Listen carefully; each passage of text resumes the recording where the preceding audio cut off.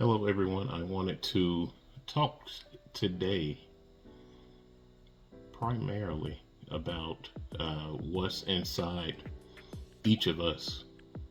Um, I had this, I used to have this notion when I was part of the Jehovah's Witness organization. Like, they drill it in your head so much that you aren't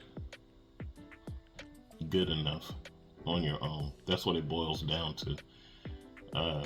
Not only do you need Jehovah, not only do you need Christ's ransom sacrifice, but damn it, you need the organization. And the way they present it, you almost get the sense that they want you to put the organization ahead of the first two that I mentioned, because they're always saying what distress your life will be in if you're not part of that high controlled organization. And so, just going 50 years hearing that year in and year out, it gets to you. And that was my mindset, because like we all work on different things, right? We have different things that draw us out, the inner us, or we have traits or different motives. And so the one I dealt with, I felt like if I wasn't a part of that organization, that my vice would get the best of me. And I told my wife that numerous times. Like, I have to stay in the truth. If I'm not in the truth, I'm just gonna go like crazy and slip back into what has always caused problems for me in the past.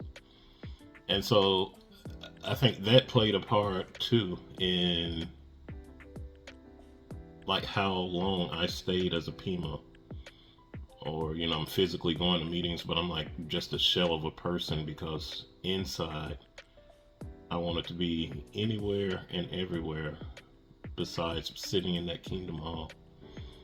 And like thinking back, that played a huge part on it. And I'm putting this message together for those of you who have been through that and are deconstructing, and also those of you that listen and watch, and something might be holding you back and you're asking me for advice. So yeah, I would literally say I have to stay aligned with this religion, or as we called it back then, the truth. We thought it was the truth, but we have the real truth now. But that was my mindset, and that held me back. That crippled me a great deal as I look back now with a clearer mind. And as a matter of fact, I told my wife, it's been like about a month or two, and I told her, I was like, remember all the times I used to always tell you that I needed to stay involved with that religion if I'm going to keep on being a good person? And she was like, of course I do, because you say that quite often. And I told her I felt better since I left in December. I've progressively felt better, and the problem, the vice that I've always dealt with, is like non-existent now. And so think about that. I'm under this high controlled organization, and they're always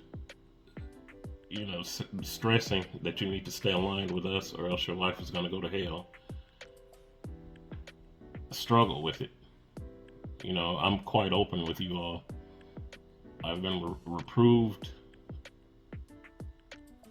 like 3 times, I believe. Disfellowship twice. So always struggle with it in that high controlled organization.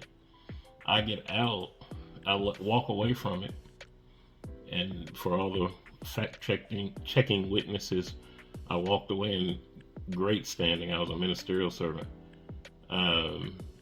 Walked away on my own in December, and each month I have progressively felt stronger, more positive, more confident. My self-esteem has shot up through the roof. And I'm realizing, damn, like everything I was trying to do that I wanted to achieve for myself and for the benefit of my family has been in me all these years. But why wasn't it manifesting itself? And this is what I think. I think that organization keeps you down intentionally. And so why do I feel that way?